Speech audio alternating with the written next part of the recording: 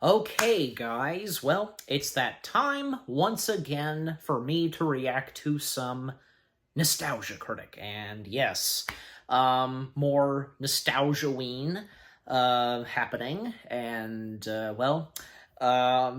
yep, because you read the title, and I know what's, of course, I know what's after this, and I'm, of course, going to react to that after this that I'm reacting to, you know.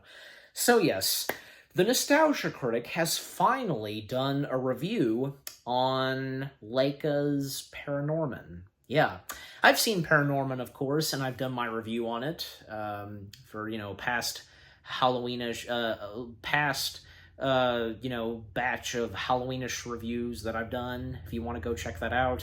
I think ParaNorman, and with what I said in my review of ParaNorman, it was pretty good. Yeah, because I've seen a couple of Leica's stop-motion films. Like, most notably, there's, say, Box Trolls, and their very first one, Coraline. So, yeah. I even remember seeing on their Facebook page, they whipped out the actual puppets that were used for both Coraline and ParaNorman. Photos of both Coraline and ParaNorman, crossover and such. Yeah. So that's cool, because them keeping their puppets and in good condition, and they still look the same, and especially in those photos that I've seen, and I'm sure you have too, again, with Coraline and ParaNorman, because the different facial expressions they have, just, yeah. And because in some of Leica's films, I'm thinking of, well, Box Trolls and ParaNorman, they played...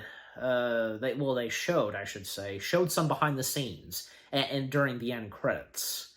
But I recall, the trailer for Box Trolls.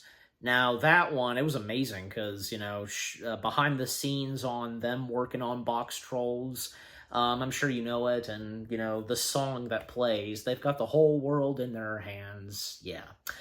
And this isn't the first time that Doug, as the Nostalgia Critic, has talked about ParaNorman. I think, yeah, he featured it in a top 11 list, I want to say. I think so. Well, even he talked about ParaNorman, I think, with Phantom Strider. I'm pretty sure. Yeah, so, because Nostalgia Critic collaborating with Phantom Strider on Phantom Strider's channel. And, yeah, but anyways. So, I'm sure as though that Doug, as the Nostalgia Critic, will have some positive things to say, but at the same time, And also, right before ParaNorman came out, because it was teased, like, what he was going to review next, and it was something that has John Goodman in it. Now, for those of you that know what I'm talking about and seen those community posts, So, something to do with John Goodman, and there were, well, I mean, because obviously for Nostalgia-ween, a Halloweenish film that has John Goodman. Now, I would think of, say, another, good example, and be perfect to watch around Halloween time would have to be Arachnophobia. That movie. And maybe there's another one or such that I can't... Well, the Monsters, Inc. films. Even, like, I've seen the commenters guessing it could be Monsters, Inc. They're not Halloweenish movies at all. Yes, like, they have monsters to them, but no. But the Monsters, Inc. films from that and Monsters University, they are acceptable to watch around Halloween time. Well, because, again, monsters. And, not to mention, I've seen Disney Channel and ABC Family, now called Freeform, them,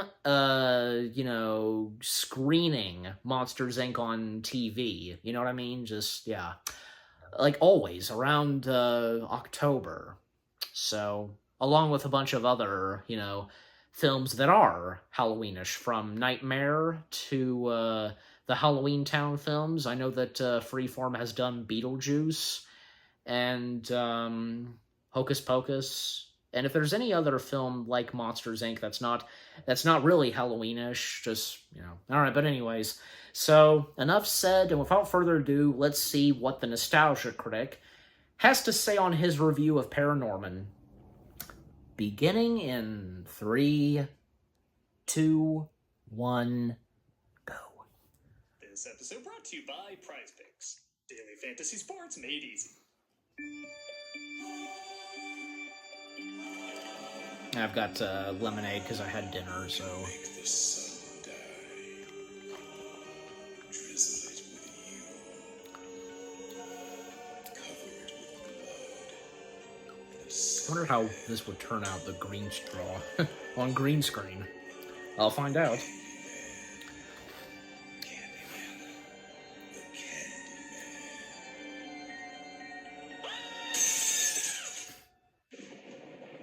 And Black Willy Wonka. The Candyman can. What exactly is this a parody of, the intro?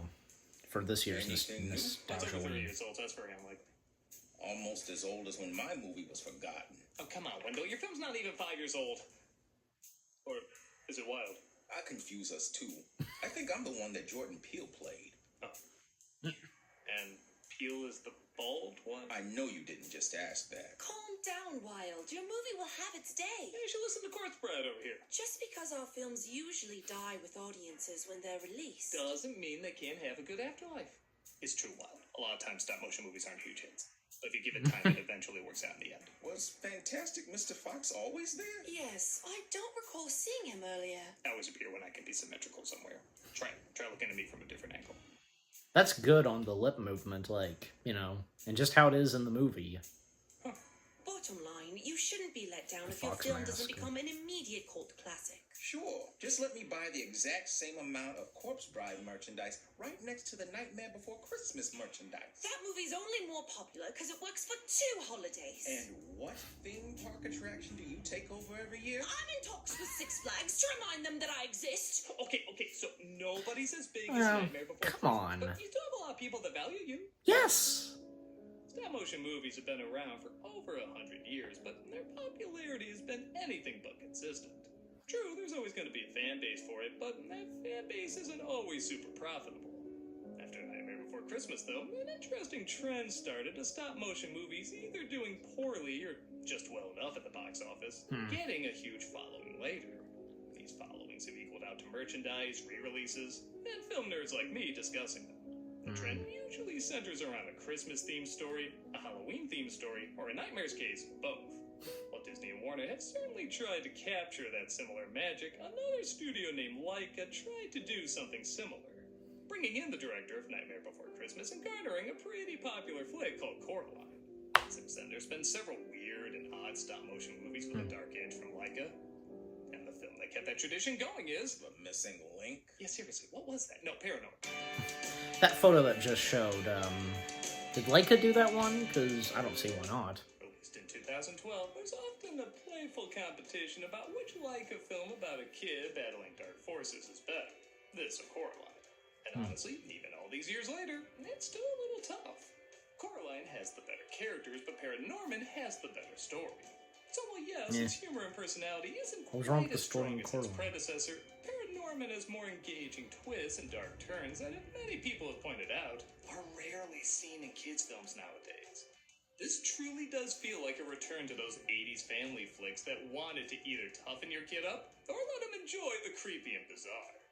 Being the first stop-motion film to use 3D printing for its facial expressions, this was hands down the smoothest and most expressive stop-motion animation had been until then.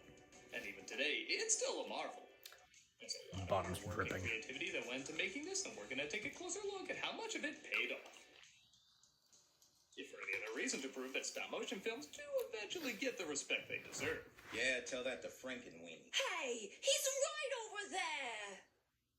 No, Frankenweenie, he didn't mean it. Your day will come. Yeah, go join Mary and Max. Oh, come on. Nice editing They're on over him being there. sad. Don't listen to him. You'll get a following, and so will that weird snail movie you have coming out. This is too depressing. Just like Mary and Max. I'm going into your room to review this. Let's take a look at ParaNorman. Yeah, it is too But depressing. seriously, Mary and Max is great. Of course it is. That's why no one saw it. The film begins as a cheesy horror film plays with the lead looking eerily similar to Jamie Lee from Halloween.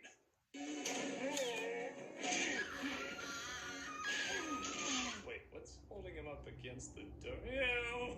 Thank God that didn't punch through. He's gonna ruin his dinner. We're introduced to Norman, played by Cody Smith McPhee, watching the film with his grandma.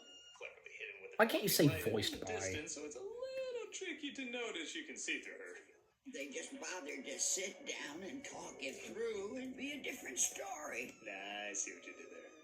Grandma says, can you turn up the heating? That's of course revealed that Grandma is dead and Norman can see ghosts, who is Sidney Courtney, played by Anna Kendrick, his father, played by Jeff Garland, and his mother, played by Leslie Mann, all fine concerning. Not John Goodman? Grandmother was old Oh, no, and yeah, it's sick Jeff and Garland. she died. This is just part of the mourning process. Oh, Wow, that's one way to save on stop motion budget beer gut cam. Seriously though, I as forgot mentioned Jeff before, Garland is stop the voice of motion the is dad. Amazing. Apart from details like the little blushes and blemishes on the skin, as well as the movement and textures of the hair, everyone has fantastically exaggerated designs. They range from incredibly odd to just slightly odd. Hell, even the people who are supposed to be good looking are still kind of funny looking. They look like they were drawings first, but not in a way that makes them look flat. They complement the 3D model world they inhabit, but also look like the monster posters in Norman's room. Yeah. Yes, I want this room. Wait, what am I talking about? I have this room. You do. Like what you've done with your hair. Norman has gotten used to seeing dead people, though, and sees them less as a threat, but more as friends. How's it hanging? Oh, haven't heard that one before. Oh, don't worry. They make up for that with an even darker joke. Yeah. Jesus, Johnny. He can't help but feel, though, like he's being followed by someone living. Okay, yeah, that's supposed to be John Goodman. It's been a while since I've seen ParaNorman, so... No, they do the disappearing thing. This film has a lot of tropes, but they do have fun with them. Like the school bully Alvin, played by one of the most famous geeks of all time, McLovin himself, Christopher Mintz-Plasse. Ah. Talk to that. How ironic In he this case, he voices the that killer saw character. the size of the bug's dick and became insanely jealous. And commercial. While rehearsing a school play, I swear directed by one of the old ladies from Coraline. We get close to some exposition that feels both perfectly I natural don't know, kinda and modeled perfectly after. forced. They put her on trial and hanged her. The hammy teacher acts out the lines, discussing how a witch named Agatha, let's get out of the way, is Agatha, all along, yeah, great, is sentenced to death, so she curses the judge and jury that found her guilty. While the exposition is done well, I will say one or two of these jokes could be punched up a bit. To an eternity of damnation. Like, I'd love to see Norman try reading that line the same boring way he did before after her acting it out, or maybe we don't hear the line before and it turns out it's just the word guilty. Something like that to give the jokes a little bit more oomph. The humor in this movie is fine, but it's one of the few times I actually go, I could have used a dumb Marvel joke there. Norman, wait up. He hangs out with a kid named Neil, played by Tucker O'Breezy, when they were approached by his uncle named Pendergast, played by John Goodman. Okay. I was told not Yeah. to talk to you. Sorry. and you know why you're not supposed to talk to me? 8-year-olds do. I know it's 3 clips and only a few minutes, but I'm sorry, I couldn't pass up a joke as good as that. Yeah. He says a bunch of gibberish Norman doesn't understand, but later, Neil wants to know more about his ability to talk to the dead, including if he can talk to his dead pet. Can you feel if I pet him? Yeah, I guess. Bubby wubby boo. That's not his chin. And I feel like if I keep watching you, I'm gonna have to pay or something. Pendergast kicks the bucket the night Norman is supposed to perform in the school play, and he has a terrible vision.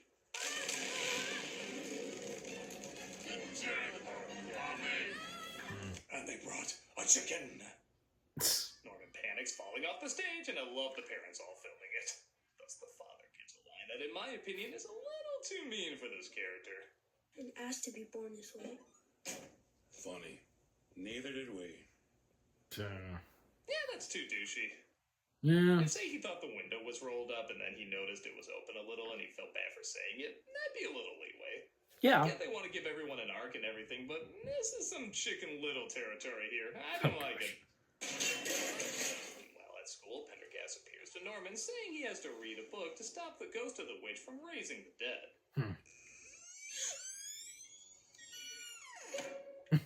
Dude, no wonder you're not allowed around kids. Pendergast, Walter. I've been holding back the witch's curse for years. But now I'm dead. This whole section took a year to film with just one animator working on it, which is crazy Wow. to think. Nice touch by Why just one? Spell his own name. Where? You mean like the F word? Hey, on YouTube, I don't think you can say the letter F. Oh, I fudge. know I said the comedy could be a bit better, but some of these lines are still pretty good. You're dead, freak show. D-E-D. Dead. You're gonna be so dead, you're gonna have to talk to yourself when you're dead. I love when Nah, a not for writer figures long. out sometimes the most boring archetypes can be the funniest characters. Yeah. I really don't think we should be leaving him. He's probably up there right now, fiddling with his Ouija. How do you know that's what I call being in my bedroom alone?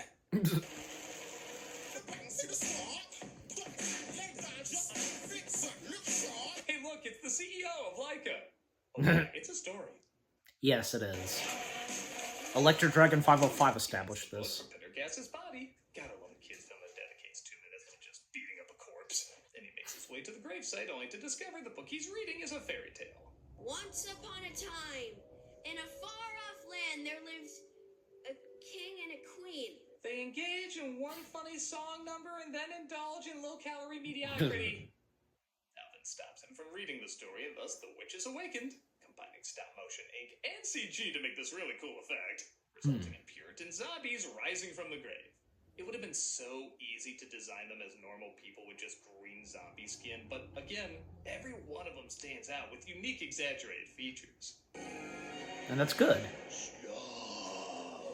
As Bernard Hill, by the way, is the leader, which it is fun imagining the dignified captain of the Titanic and King of Rohan just going, "Stop, blah," as they make their way I back forgot to it was town. him. Are you freeze-framing Mom's aerobics DVD again? No. Kid, it's 2012. Use Pornhub before nobody wants to use Pornhub. Courtney goes searching for Norman at Neil's house, where she bumps into his brother, Mitch, played by Casey Affleck. Will you help me? Please? Okay. I guess I should go get some clothes on. I was hoping this would be like the exercise video I pause.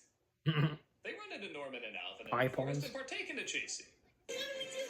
Mitch! I don't know. You're the oldest. Not mentally. It's really easy to take this scene for granted, but think about how much of the set they had to build and how much they had to keep track of how every character moves, Yeah, literally from in every frame. It just flows shots so naturally. outside of the you don't van think twice about it. and inside. Speaking of thinking twice about something, Baby, I'm so sorry.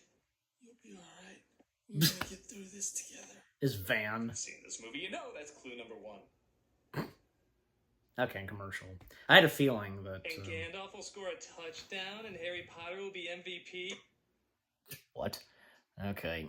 The charity... I'm sorry. Why am I saying charity? No, the charity shoutouts at the end. Gotten used to. Alright, so... Time out very quickly.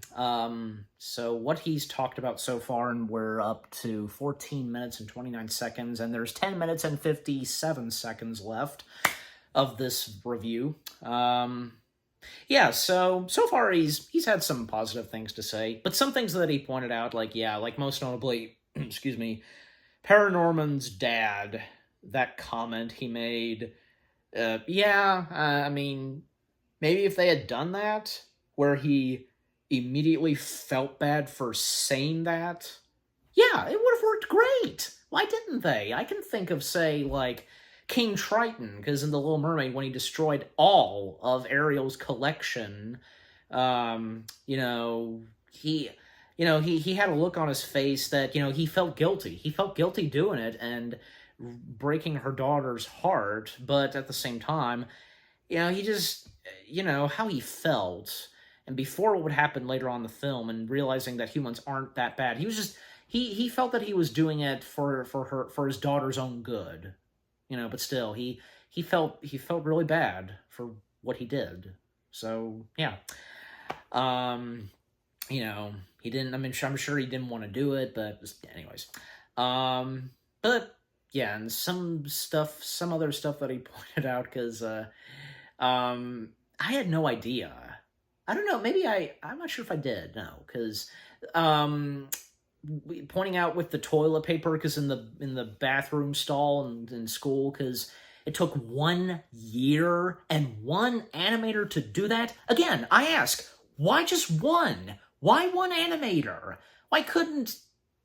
Maybe there's a specific reason as to why it was just one animator. I mean, surely because this isn't the first time that there's been something like this. And a bunch of other stuff that he pointed out. I don't know, but anyways. But that's pretty much it, so yeah. Alright, so, time back in. Hope to see you there. Also, everybody says they never get notified about our latest videos, so be sure to subscribe and hit that notification bell to get all the latest updates. Done that already? After the zombies attack someone getting some Cujo's candy. Yeah, there's a few funny words they hide in the background.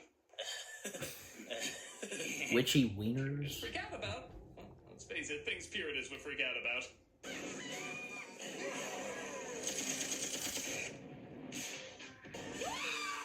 Just wait a month to see how you're represented.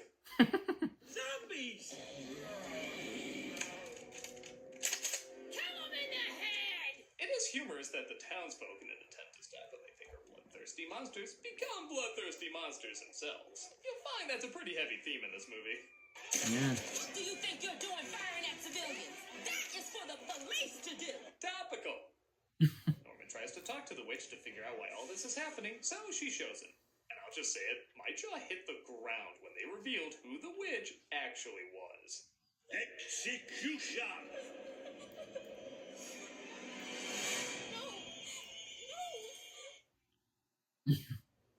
Whoa. Whoa, Daddy. This movie went from fun to creepy to holy shit, you got balls. Not only is it ingenious to have Norman at the center to make it look like they're sentencing a kid, but then you realize, oh, it's the person behind him. It's not a kid at all. That'd be really messed up, only to reveal it is a kid. But on top of that, Agatha's last name is Pendergast, the same name of Norman's uncle. So not only is it very likely that Agatha and Norman are related, but it would also explain why he has the same supernatural power his uncle does. In all probability, this power could be what got her executed. I was only playing. You were speaking with the dead. And if Norman lived in that time period, he might have been executed too. Yeah. Hell, the town now isn't that far off, allowing him to sympathize even more with what she went through and why he's the one that it looks like is being sentenced at first. It's just a little subtle touch, but you can read so much into it. It's also cool that you ever see someone complain that you shouldn't like something because it has a jaded past? While others argue it transforms into something else, and we get in these big fights over it.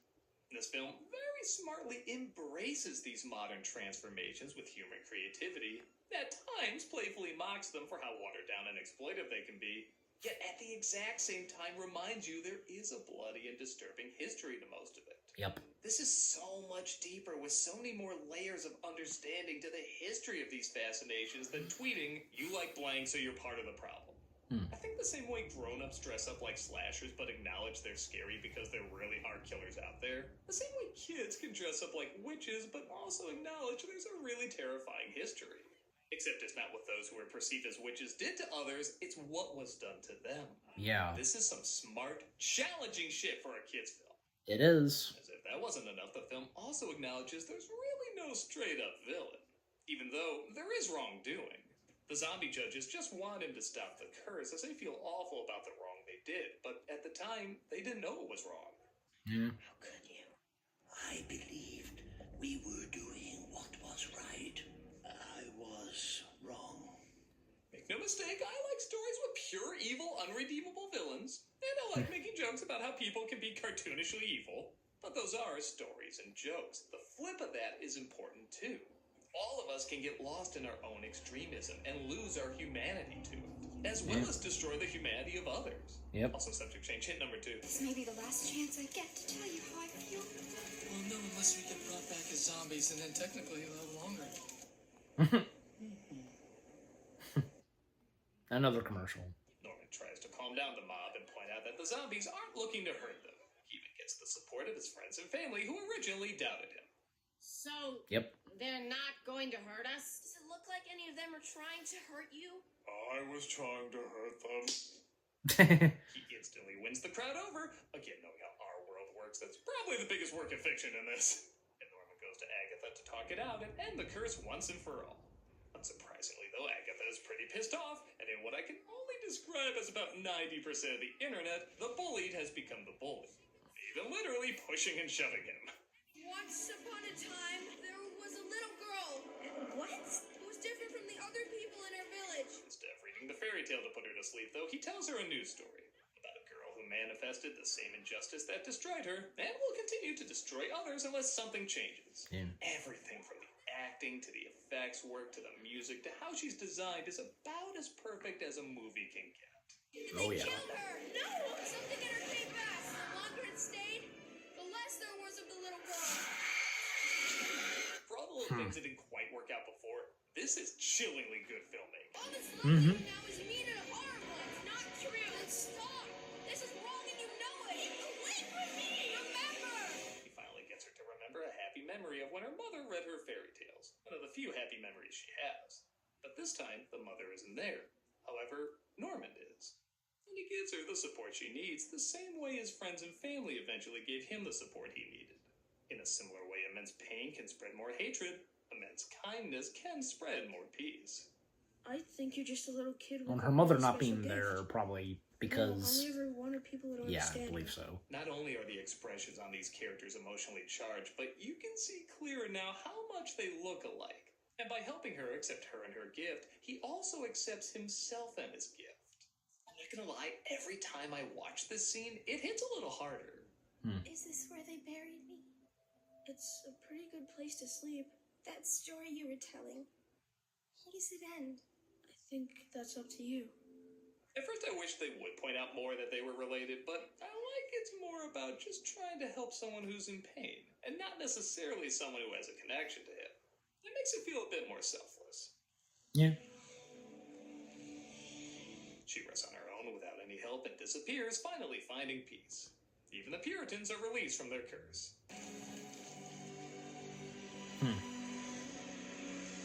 I think it's smart the main judge doesn't smile after the curse is lifted.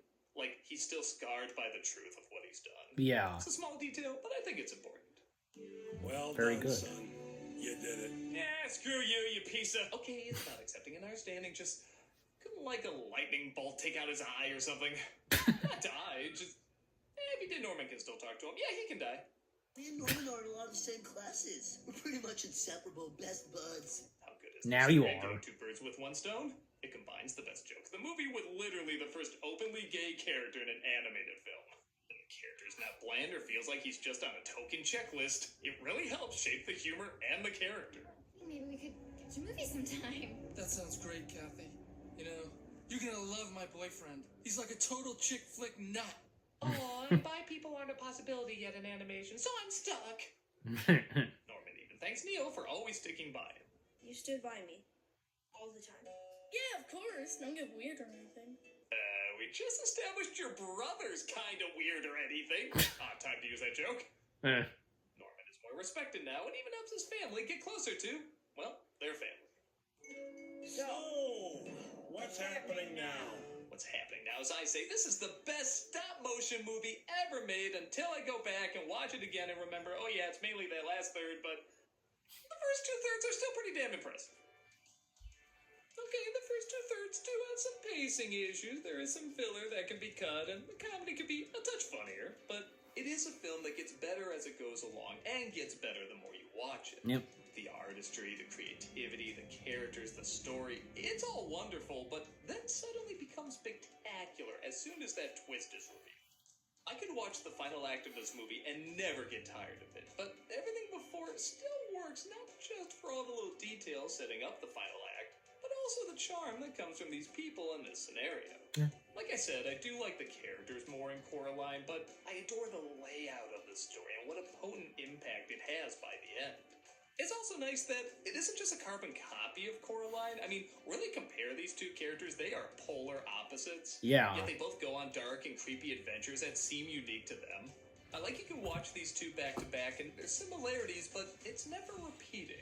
I guess I can't say this film's all perfect, but it certainly has a lot of perfect moments with the perfect emotion, ultimately ending on a perfect note. You see, Wild, if you just give some things some time, it'll work out in the end. I suppose, but I feel like it's missing something. Yes, I know what you mean. Something to make it a true stop-motion classic. What is it? I guess there's a few tiny issues, but really, what else could you add? There's great story, great characters. Oh, I know! So do I. Let's say it together. Randy Newman songs! songs! Rhinos, They scare little boys, assassinating parents. Don't bring them much joy. You're both fired for singing Randy Newman. You knew the rules. It was John Newman. John Newman? He's probably up there right now, fiddling with his Ouija. Wait, I forget, because did Randy Newman... This month for Cameos for Charity, we're doing the Michael J. Fox Foundation. The Michael J. Fox Foundation is dead.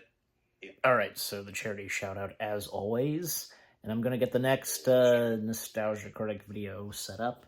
So I have it ready, and I'll be recording that after I finish this. Alright, so that was the Nostalgia Critics review of ParaNorman. That was pretty good. All the stuff that Doug, as the critic, had to say from beginning to end, and especially going into full detail on the surprising twist, and talking about, you know, say, the society and, well, back then, and, you know, with what he had to say. Pretty well said, and very true.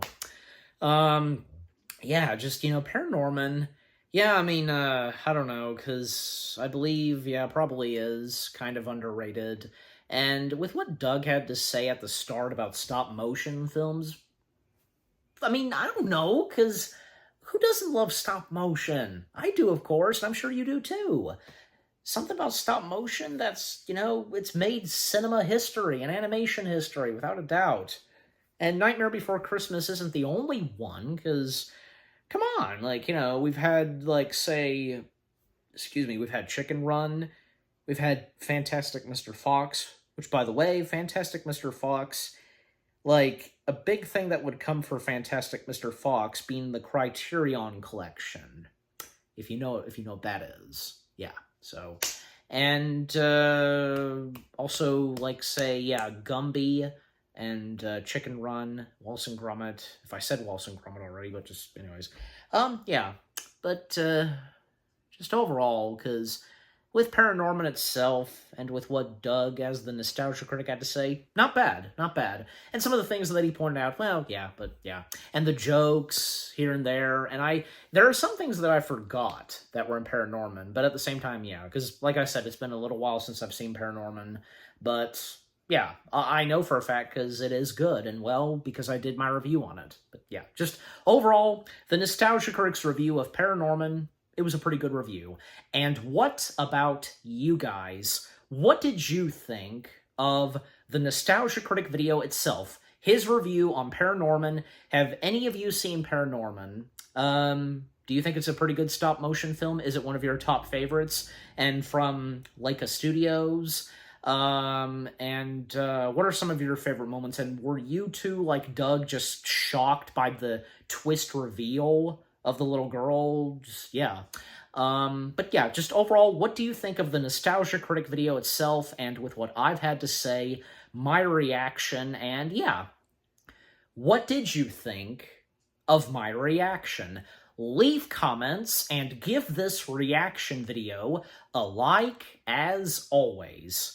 And with that being said, thank you very much for watching. I hope you guys enjoyed my reaction to the Nostalgia Critic video of his review of ParaNorman. More reaction videos are coming your way. They're going to be awesome. Keep looking forward, and I'll see you guys in the next video /reaction. And right as I'm done finished up recording this, it's on to the next one, which will be coming out later this evening. So yeah, stay tuned. Take care, and peace out.